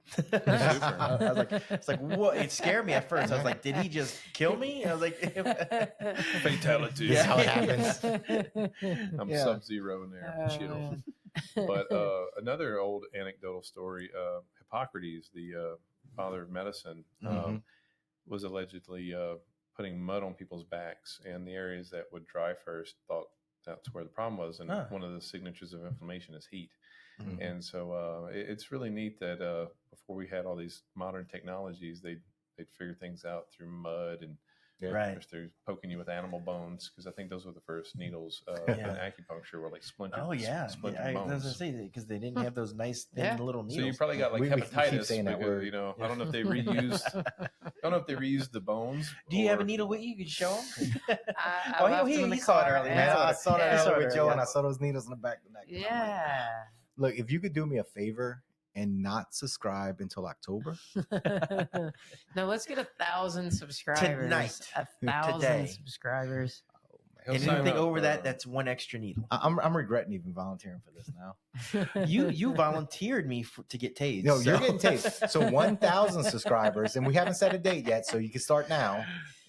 Rennie and I, No, we Rennie and only I together, We'll do it we'll on get Christmas. daisy daisy chained and get tased. tased. Once we hit that 1,000, we're gonna come up with a date for y'all, but you can start now. Wow. Just We got that. if the person subscribed before you was number 99, wait till October 1st. Do it on Halloween night. Oh yeah.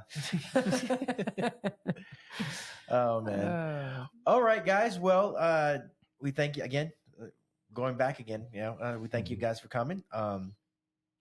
Is there anything else you guys want to let everybody know? Anything you want to talk about? I think we touched Got on it? everything other than just ready for the subscribers.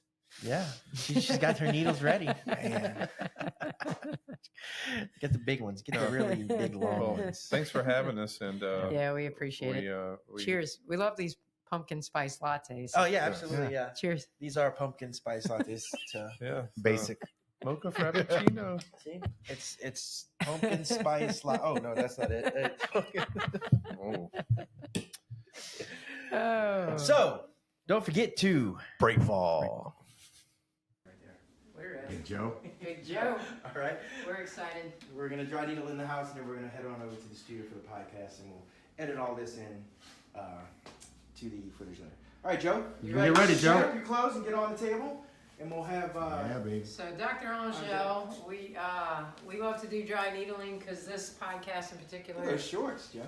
is really specific on recovery. And for muscle recovery, muscle soft tissue injuries, sprains, strains are just your average recovery from a workout. Dry needling is pretty amazing for just kind of breaking up those muscle spasms and just patterns of muscles that are kind of faulty. So we're gonna get started here with Joe. We're gonna start with the neck, and then we're gonna hook up his rotator cuff muscles on each side with some needles and some stem. So right now we're covering these SOT muscles. That stands for suboccipital triangle. So it's a triangle of muscles that kind of run from the top two bones in your neck to the occiput here. And the reason why they're so important is if you're having daily headaches and just tension headaches, you kind of feel it on both sides of your head. Typically it's from those muscles being tight. And as a chiropractor, a lot of times the bones that are under those muscles are not aligned properly. So when we can get the muscles to relax, it kind of makes our job a lot easier when we're going to move those bones and get you adjusted. So Joe, typically how long are these needles and how far are they So inserted? right now we're going with 1-inch needles because these are actually 1/2-inch needles because this is the smallest ones we use. The next ones that we're going to use on his rotator cuff muscles will be 1-inch needles. And then when we get to his lower back and his IT bands, we're going to go for the big 2-inch purple needles. And Joe is actually one of our favorite patients to needle because, he's not really a weenie. He likes to... Feel shade being thrown there, right? He likes to feel the stem. And some people, the minute they feel the stem, they tell you to turn it off. But Big Joe, he likes to get his money's worth. So we'll crank it up for him. So that's a neat. So this is the 1-inch. Yep. And this is the most commonly injured rotator cuff muscle called your supraspinatus. So typically we'll either needle just the top or we'll do the whole shoulder. So on this side, just to keep it on one side, we'll do the infraspinatus, which is kind of the bottom of that rotator cuff. And then we'll just run current through this side of the shoulder so you can see what that looks like while we needle the other shoulder. And then we'll kind of show you what it looks like to have it running on both sides at the same time. And like I said, a lot of people wake up and they go, oh man, I did a bunch of work yesterday in my yard, or I went to jiu-jitsu and somebody put me in an arm bar or whatever, and I can't lift my arm past like 15 degrees. And I've seen people go from that in one needling session be able to lift their arm up completely. So this stuff works really fast, and what the needles allow us to do is run the current so much deeper into the tissue versus the traditional stem pads. So as you can see, we're going to crank it up. Joe's going to tell us when he feels it. He's probably just starting to feel it because we can see that needle kind of jumping, and then we'll crank it up. And then you can see the whole shoulder kind of moving. Some people will let you get it up this high. Joe, you still good? I'm good.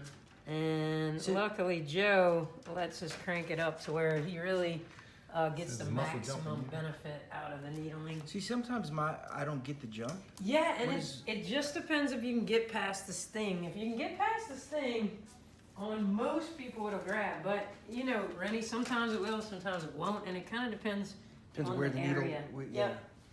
We're also going to needle the top rotator cuff over here. And then we'll start on the low back while that runs. And same thing with the low back. We'll start with 1-inch needles and then kind of work our way up to the 2-inch needles. But same thing on this side. We're just hitting that supraspinatus, which in you guys' world, I would think you would have some pretty common injuries to those shoulders. But most people, these are some of the most sensitive ones other than the hamstring. But usually if you're hurting bad enough, you're willing to take the needling to get that muscle They used to be released. bad on me every now and then, but it's been a while since they actually shocked me. Hurt. Yeah. So strings and on some people those can be sensitive too. On Joe, they're not really that tight. And so now, just so you can visualize, we'll switch that current from his shoulders because at this point they should be pretty loose. And we'll move it to the left. There it is. Let me see. Yeah, Switch a little bit. this is the ones that Tap. usually get me tapping. And then the one on the left side will turn up. So what this is doing is the current itself is trying to break up those muscle spasms. Like I said, when the muscle spasms, you're not going to have the full length of that muscle. So whatever athletic activity you're trying to do from a physics standpoint, you're not going to have as much power if you don't have as much length in the muscle itself. So as we break up these spasms, typically you have less pain because you got full function in that muscle. So, and there's no tenderness after you remove the needles, correct?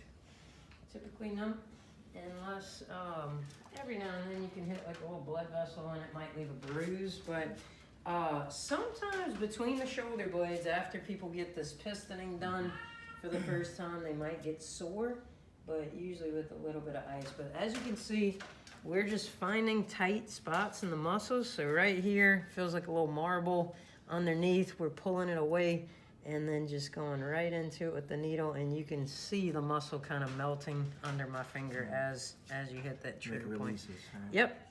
So some of them, that first time people come, you might have to hit it a couple times to get it to release, but as people come in, one, you're feeling less trigger points in those muscles, and two, as soon as you hit them, they're releasing. So the more you get needled, typically the easier those muscle spasms break up. So in the trap, everybody just about in today's world with smartphones have a nice little knot at the top of your trap. So you're just putting that needle in that. Do you see how the muscle's kind of just shrinking under my finger? We don't want shrinking muscles. So that's when the well, Don't work hard for gains. That's right. shrinking as far as me pulling it away, and once that releases, you'll see it just kind of flattening out, if that makes sense. But that'll mean you'll have more strength when you go on the lift, because the muscle will have recovered. And then as far as running the current when you have sprains and strains like Rennie had a couple months ago with his hamstring, we run a little bit different current. It's not really making the muscle move as much. It's called microcurrent, and that is for tissue healing. So if you sprain an ankle, pull a hamstring, anything like that, running that microcurrent will just get the inflammation out a lot faster and make the tissue heal a good bit quicker. So we'll go work on this shoulder.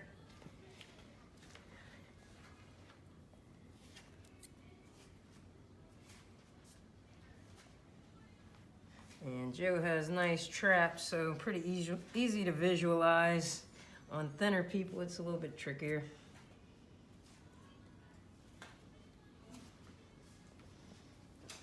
Call it trap daddy. Your shoulders actually feel pretty good, but we did work on you for a little bit yesterday, so Not as many knots as you had. I would let yesterday. you do this every day if I could. Me too, Joe. This feels amazing. Only if you wear those shorts. No, I'm just kidding. Whoa. I'm hey, just hey, joking. hey. Just joking. It's a one-time deal. I don't know, Joe. I think every day it's gonna be on the internet with those shorts on. Oh my God. This is your big break, man. That's right. You be the next rock. Great thing about the internet, Joe, is it doesn't go away. It's all good. Somebody show my grandkids later, if I ever have any. I mean, little Joe got the riz, so and the hair. Yeah, that's about all you got. Eastbound and down.